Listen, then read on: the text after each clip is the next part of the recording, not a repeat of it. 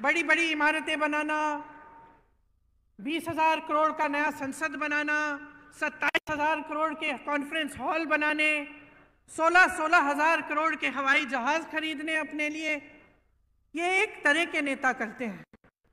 भाजपा के आज नेता जो हैं वो सबसे पहले अपने अहंकार को, अपने मान सम्मान को बढ़ाने के लिए अपने लिए काम कर रहे हैं और अपने उद्योगपति मित्रों के लिए काम कर रहे हैं। आप सोचिए, जब देश के प्रधानमंत्री 8-8 हजार करोड़ के हवाई जहाज खरीद रहे हैं और वही प्रधानमंत्री कहते हैं कि किसानों का कर्ज माफ करने के लिए पैसे नहीं है, 27,000 करोड़ की इमारतें बनी जा रही हैं, वही कहते हैं कि ओपीएस पेंशन के पैसे नहीं हैं, अपने बड़े बड़े उद्योगपति मित्रों को देश की सारी संपत्ति दे चुके हैं। तो आप सोचिए, आपने भरोसा करके दिया, सत्ता दी, आपने खड़ा किया, आपकी उम्मीद थी कि आपके जीवन सफर में वो आपकी मदद करेंगे, आपकी उम्मीद थी कि जो देश की संपत्ति है उसकी हिफाजत करेंगे। लेकिन क्या हुआ? देश की सारी संपत्ति अपने बड़े बड़े उद्योगपति मित्रों को दे दी। जो 6,000 करोड़ की कंपनियां थीं, लाखों की कंपनियां थीं, उनको कम दाम में बेच दिया। जहां से आपको रोजगार मिल सकता था वो अपने बड़े बड़े उद्योगपति मित्रों को बेचकर प्राइवेट कर दिया। जहां आरक्षण मिलता था वो भी नहीं मिलेगा। तो आपने उम्मीद की, लेकिन आपकी उम्मीद को तोड़ा गया। आज ये नौबत आ गई है कि प्रदेश की सरकार महंगाई के राहत कैंप लगा रही है, क्योंकि देश की जो सरकार है, केंद्र की जो सरकार है, उसने इतनी महंगाई बढ़ा दी है कि आप गुजारा नहीं कर पा रहे हैं। तो ये जो नजरिया है इन नेताओं का, जो भाजपा का नजरिया है, उसको आपको समझना पड़ेगा। क्योंकि जब जब चुनाव आता है तो धर्म और जाति की बात करते हैं। धर्म और जाति की ऐसी बात होती है जो आपके दिल में, आपके जज्बातों से जुड़ी होती है। धर्म की सुरक्षा, धर्म को आगे बढ़ाने की बात, इसे कोई हिंदुस्तानी नहीं नकार सकता। यह ऐसी चीज है जिससे हम सबके जज्बात जुड़े हुए हैं। लेकिन आपको ध्यान से समझना पड़ेगा कि ये चुनाव के समय क्यों उठ रही हैं ये बातें, चुनाव के समय ये बातें क्यों करते हैं, और चुनाव के समय आपके विकास की बातें क्यों नहीं की जा रही हैं। चुनाव के समय आपको ये क्यों नहीं बताया जा रहा है कि ये जो ओपीएस पेंशन के पैसे हैं ये आपको क्यों नहीं दे सकते। जब तमाम कांग्रेस की सरकारें प्रदेश के बाद प्रदेश में ओपीएस दे रही हैं तो इनको कौन सी दिक्कत हो रही है, ये सवाल आपको पूछने पड़ेंगे। और आपको अच्छी तरह से समझना पड़ेगा कि ये जो दो तरह की राजनीति हैं जो आज देश में चल रही हैं, इनमें से आपको कौन सी चुननी है। आपको एक ऐसी राजनीति चुननी है जो सिर्फ आपकी जज्बातों की बात करती है चुनाव के समय, लेकिन आपके काम की बात नहीं कर रही है, या आपको एक ऐसी राजनीति चुननी है जो सुबह से शाम तक आपकी काम की बात करे, जो आपके जीवन की मुश्किलों को दूर करने की बात करे। देखिए, अगर जनता का कल्याण होना है तो ऐसी राजनीति से होगा जो सेवा भाव, करुणा भाव और जनता को सर्वोपरि रखने की राजनीति हो। लालच, महत्वाकांक्षा, अहंकार की राजनीति आपको आगे नहीं बढ़ाएगी। इसीलिए जब हमारे प्रधानमंत्री जी यहाँ आकर दुनिया भर की बातें करते हैं, बहुत नकारात्मक बातें भी करते हैं, तो हमें सोचना चाहिए कि ये हमारे लिए सकारात्मक बात क्यों नहीं कर रहे हैं। आपने तो देखा ही होगा, मैंने टीवी पे देखा, पता नहीं सच है कि नहीं, देवनारायण जी के मंदिर में शायद गए थे कुछ समय पहले और एक लिफाफा डाला है। अब मैंने टीवी पे देखा कि 6 महीनों बाद वो प्रधानमंत्री जी द्वारा डाला गया लिफाफा खोला जा रहा है।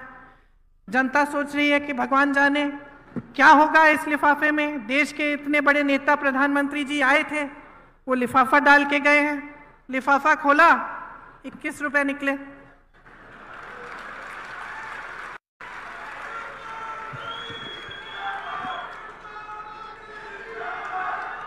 अब आप मुझे बताइए कि एक तरह से यही हो रहा है देश में।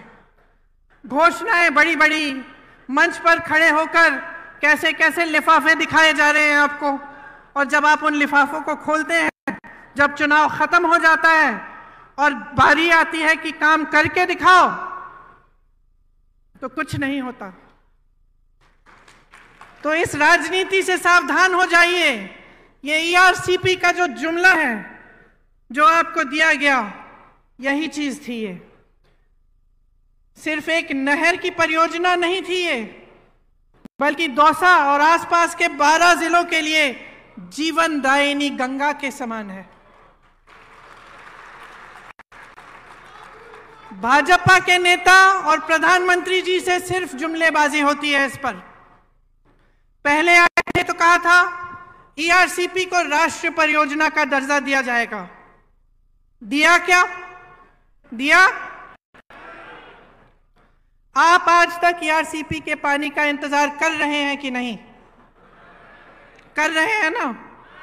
अब मैं आपसे एक दूसरी तरह की राजनीति की बात कर रही थी, जिसका नजरिया आगे भविष्य के लिए सोचने का नजरिया होता है। तो आप सोचिए, पंडित जवाहरलाल नेहरू जी ने ऐसी जाल बिछाई थी पूरे देश में परियोजनाओं की। भाखरा नंगल डैम, रिहंद बांध, हीराकुंड, ब्यास, चंबल, गंडक, कोसी, रामगंगा पर देश के 60 से अधिक बड़े बांध की परियोजनाएं बनाई। इंदिरा गांधी नहर सबसे बड़ी नहर जो है, और सैकड़ों छोटी छोटी सिंचाई और जलापूर्ति की परियोजनाएं बनाई गई। उनके बाद इंदिरा जी आई, उन्होंने ये काम आगे बढ़ाया। शास्त्री जी आए, ये काम आगे बढ़ाया। तो जब राजनीति की सोच होती है कि आप भविष्य के लिए काम किया जाएगा, देश के लिए किया जाएगा, तो ऐसे काम होते हैं। खोखली घोषणाएं नहीं होती हैं जिनको पूरा करने का कोई इरादा ही नहीं होता। तो सतर्क किसको रहना पड़ेगा बहनों, बताओ? आपको सतर्क रहना पड़ेगा। आप इतनी मेहनत करती हैं अपने बच्चों को बड़ा करने के लिए, तो इसलिए तो नहीं करती ना कि जितनी भी देश की संपत्ति है जो आपके बच्चों और उनके भविष्य को मजबूत बनाने में जानी चाहिए, वो ये लोग गवा रहे हैं। अब आप बेरोजगारी को देखिए, 45 साल में सबसे अधिक बेरोजगारी आज है। और बेरोजगारी है, फिर भी किस तरह की स्कीम ला रही है ये सरकार। आप पुलिस में हैं, मेरी बातों को सुन रहे हैं। आपकी तरह तमाम नौजवान परिश्रम करते हैं कि वो सेना में भर्ती होंगे। मैंने खुद अपनी आंखों से देखा है। उत्तर प्रदेश में एक बार मैं सुबह 4 बजे गिरफ्तार हो गई थी। उससे पहले जब पुलिस हमको ढूंढ रही थी, हम एक गांव के पास रुके, शायद 3:30 बजे होंगे सुबह के, और मैंने देखा बहुत सारे लड़के 3:30 बजे सुबह सड़क पर आ गए हैं। तो मैंने अपने साथियों से पूछा कि भाई इतनी सुबह सुबह क्या कर रहे हैं ये बच्चे यहाँ? सब दौड़ लगा रहे थे, सब मेहनत कर रहे थे कि जब सेना में भर्ती का समय आएगा तो हम भर्ती हो जाएंगे, हम अपने परिवारों के लिए कमाएंगे, हम अपना भविष्य मजबूत बनाएंगे। ये इसलिए तो नहीं मेहनत कर रहे कि 4 साल बाद वापस भेजा जाएगा इनको घर। देश के लिए बलिदान देने के लिए तैयार, सरहद पे खड़े होकर होने के लिए तैयार, वहां की बर्फीली चोटियों पर हमारी रक्षा करने के लिए तैयार। और आपने अग्निवीर जैसे स्कीम निकाल ली, जिसके जरिए 4 साल बाद ये बच्चे जिन्होंने इतनी मेहनत की, जो इतनी इच्छा से देश के लिए तैनात होने के लिए तैयार हैं, उनका भविष्य ही आपने खत्म कर लिया। इस तरह की स्कीम लाएगी क्या सरकार? जहां जहां आज मैं जाती हूं, नौजवान मिलते हैं, कहते हैं हमें जाना ही नहीं है, अब हम तो कोशिश भी नहीं करेंगे। इस साल शायद सबसे कम एप्लीकेशन गए होंगे, क्योंकि कोई मेहनत नहीं करना चाहता इतना कि 4 सालों में आपको घर जाके वापस गांव आना पड़ेगा। जब हम नौकरी के लिए इच्छा करते हैं, कोशिश करते हैं, तो सबसे बड़ी चीज क्या होती है कि हमें सुरक्षा मिलेगी, हम कमाएंगे, अपने माँ बाप की देखभाल करेंगे, अपने परिवारों को मजबूत बनाएंगे, और जीवन भर हमें कुछ मिलता रहेगा। तो इसी तरह से पेंशन की बात है। जब सरकारी नौकरी के लिए जाते हैं लोग, तो एक बड़ी चीज होती है कि पेंशन मिलेगा। कि नौकरी 20 साल की नौकरी करने के बाद जब रिटायर होंगे तो कोई तो होगा हमें पूछने वाला, सरकार से हमें कुछ मिलता रहेगा, वो भी खत्म हो गया। तो आप बताइए, भयानक बेरोजगारी है। जहां जहां से रोजगार बन सकता था उसको तो आपने गवा दिया। बड़े बड़े PSU थे, BHEL जैसे, सब अपने उद्योगपति मित्रों को दे दिए। जो किसान थे, हैं, खेती करते हैं, एक जमाने में खेती से रोजगार बनते थे, गांव में रोजगार बनते थे मनरेगा के द्वारा। मनरेगा को भी इन लोगों ने कम कर दिया। ऊपर से नए रोजगार नहीं बन रहे हैं। जो छोटी दुकानें थी, जो छोटे कारोबार थे, छोटे बिजनेस थे, वो भी नौकरी देने के काम करते थे, उनको भी आपने खत्म करने के कगार पे डाक कर दिया है। आपने GST थोपी, इन पे नोटबंदी थोपी, छोटे दुकानदार GST में उलझ गए एकदम। तो जहां से रोजगार बनने थे, वो सारी जो जितनी भी जगह थी जहां से रोजगार बन सकते थे, उनको आपने खत्म कर दिया। महंगाई आपने ऐसे बढ़ा दी कि मेरी बहनें दुकान जाती हैं कुछ खरीदने के लिए, खाली हाथ वापस आती होंगी, क्योंकि कुछ मिलता नहीं है, कुछ खरीद नहीं पाती हैं। इतना संघर्ष कर रही हैं, बच्चों की फीस भरनी होती है, छत में से पानी टपक रहा है उसकी मरम्मत करनी है, या फिर कोई बीमार पड़ता है उसका इलाज करना है। तो टेंशन ही टेंशन होता है कि किस तरह से हम ये कर पाएंगे, क्योंकि कहीं से कमाई नहीं हो रही है।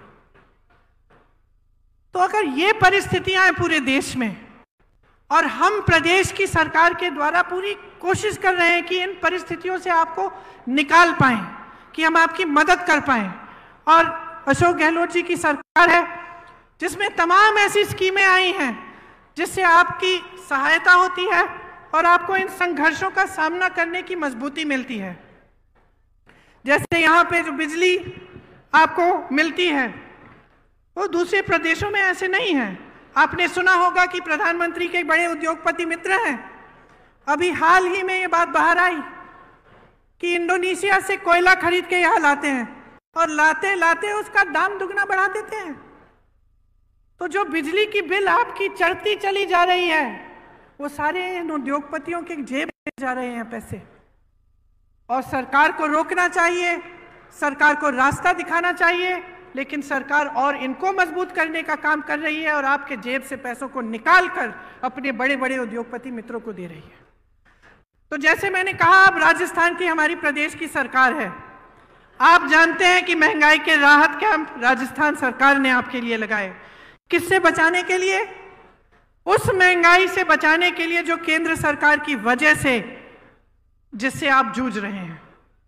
आप जानते हैं कि राजस्थान प्रदेश में, आपके प्रदेश में जो स्वास्थ्य की योजना है, जो स्वास्थ्य के लिए बीमा आपको 25 लाख का जो मुफ्त का इलाज मिल रहा है, ये किसी और प्रदेश में आज तक नहीं है। पहला प्रदेश है। शायद अभी अभी छत्तीसगढ़ में भी कुछ समय पहले शुरू किया गया है, वो भी कांग्रेस की सरकार है। ग्रामीण क्षेत्रों के लिए 1000 इंदिरा रसोई बनाई गई हैं, ये भी राजस्थान सरकार का काम है। इसमें आपको 8 रुपए पे भरपेट भोजन मिल रहा है। गैस सिलेंडर की जो सब्सिडी है, इसके तहत आपको 500 रुपए में सिलेंडर मिल रहा है, जब भारत सरकार ने इसको 1100 से 1200 रुपए का किया था। मेरी बहनों के लिए इंदिरा गांधी स्मार्टफोन योजना के तहत मुफ्त मोबाइल मिल रहे हैं। 1 करोड़ से ऊपर उपभोक्ताओं का बिजली का बिल शून्य आया है। और ये तब जब मैंने आपको समझाया कि किस तरह से केंद्र की सरकार उन उद्योगपतियों को आगे बढ़ा रही है जो आपके जेब से बिजली का पैसा छीन रहे हैं। राजस्थान में आज मिनिमम इनकम गारंटी एक्ट लागू है। ग्रामीण रोजगार की तर्ज पर शहरों में भी रोजगार गारंटी दी जा रही है। 5 लाख गिग वर्कर्स को कानूनी सुरक्षा दी है। इनको कोई नहीं पूछता। बहनों और भाइयों, जो गांव में रोजगार नहीं मिलता, शहर चले जाते हैं रोजगार ढूंढने के लिए, और शहर में गिग का काम करते हैं। कहीं पे डिलीवरी हो गई, कहीं पे जाके कुछ देना है, ये सारे काम करते हैं। उनको कोई नहीं पूछता। कोई नहीं पूछता कि इनको कितना पैसा दिया जा रहा है, कैसे काम कर रहे हैं। यहाँ राजस्थान की सरकार ने खास इनके लिए भी कानूनी सुरक्षा दी है, ताकि कोई कम पैसे न दे पाए, कम वेतन न दे पाए। 309 नए कॉलेज बने हैं। मैं कल परसों तेलंगाना में थी, एक सरकारी यूनिवर्सिटी नहीं बनी वहां 5 सालों में। यहां 9 नए कॉलेज, 9 नई सरकारी यूनिवर्सिटी खोली गई हैं। क्यों? क्योंकि यहां कांग्रेस की सरकार है। जहां दूसरी सरकारें हैं, आपको मालूम है उस प्रदेश में क्या हो रहा है? एक भी सरकारी यूनिवर्सिटी नहीं खोली है, लेकिन प्राइवेट यूनिवर्सिटियां खूब खोली हैं ताकि जनता को फीस की मार पड़े और उनको मजबूरन प्राइवेट में जाना पड़े। हर जिले में यहाँ पर अस्पताल और नर्सिंग होम खोले गए हैं। सरकारी नौकरियों में ठेका की प्रथा खत्म हो गई है। 21 लाख किसानों को 14,000 करोड़ कर्ज माफ किए और अन्नपूर्णा फूड पैकेट के माध्यम से आपको गेहूं, दाल, चीनी, तेल, नमक और मसाले मिलते हैं। लेकिन बहनों और भाइयों, ये सब काम भाजपा को पच नहीं रहे हैं, क्योंकि जब हम अपने प्रदेशों में जहां कांग्रेस की सरकार है इस तरह का काम करके दिखाते हैं, तब उन पर मजबूरी होती है कि वो भी अपने प्रदेशों में करें और वो भी ऐसी घोषणाएं करें, और वो ऐसा नहीं करना चाहते। उनकी सारी सरकारें सिर्फ बड़े उद्योगपतियों के लिए चलती हैं, उनमें गरीबों के लिए, मिडिल क्लास के लिए कोई सोच ही नहीं है। उनसे पूछिए, प्रधानमंत्री जी जब यहां आते हैं उनसे पूछिए, वो ये कहते हैं कि आप मेरे नाम पर, मोदी जी के नाम पर आप वोट डालिए। पूछिए, क्या प्रधानमंत्री पद छोड़कर यहां आकर मुख्यमंत्री बनने वाले हैं? क्या उनको अपनी पूरी पार्टी में कोई चेहरा नहीं मिल रहा? पूछिए ना उनसे।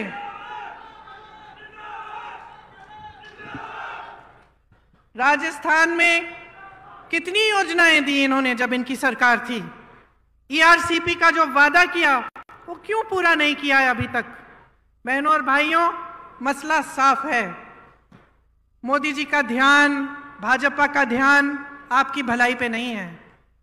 किस तरह से सत्ता में रहना है, किस तरह से अपने आप को मजबूत करना है, यही है उनका एकमात्र लक्ष्य और इसी पर उनका ध्यान है। इनकी नीति बन गई है, आप पिछले 10 सालों में देखिए, नीति बन गई है गरीबों से खींचना और बड़े बड़े उद्योगपतियों को सींचना। सोच लीजिए मेरी बहनों और भाइयों, भाजपा की सरकार यहां वापस आएगी तो पुरानी पेंशन खत्म। भाजपा की सरकार वापस आएगी तो सोचिए गैस सिलेंडर का क्या होगा। सोचिए कि आपको जितनी भी राहत मिल रही है उसका क्या होगा। सोचिए क्या आपका मुफ्त में 25 लाख का इलाज हो पाएगा कि नहीं, क्योंकि आपने अनुभव किया है। मैं नहीं कहती हूं कि मेरे कहने पर वोट दीजिए, अपने अनुभव पर दीजिए। आप खुद देखिए कि इस सरकार ने आपके लिए क्या किया।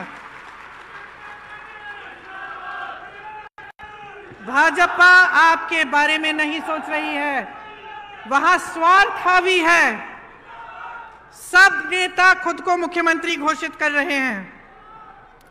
कहीं की ईंट, कहीं का रोड़ा, बागमती ने कुनबा जोड़ा, मोदी जी के अहंकार ने कुनबा तोड़ा। आज पूरी पार्टी बिखरी हुई है, एकजुट होने का नामो निशान नहीं है। यहां पूरी पार्टी एकजुट होकर मंच पर बैठी है। राजस्थान का रिवाज बदल डालो, राजस्थान का रिवाज बदल डालो। इस बार दोबारा कांग्रेस को लाओ।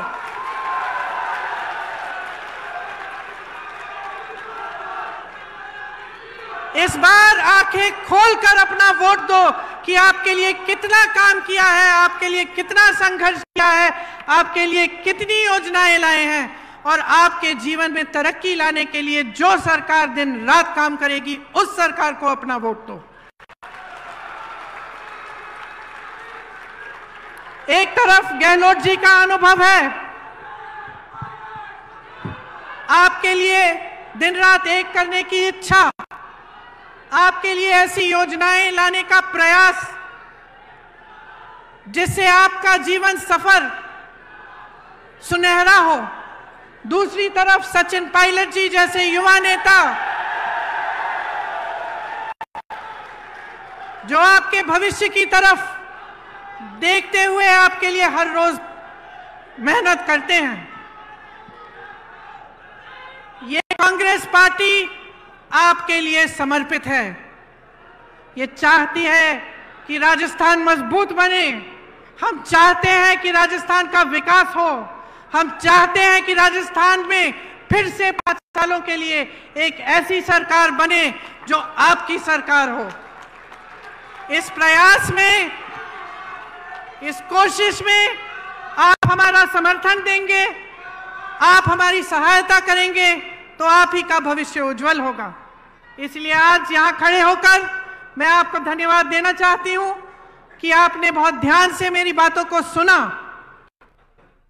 और मैं आशा रखती हूँ कि वोट देने के दिन भी आप इन बातों को याद रखेंगे और हमारे हाथ मजबूत करेंगे, कांग्रेस पार्टी की सरकार दोबारा बनाएंगे। जय हिंद, जय हिंद, जय हिंद।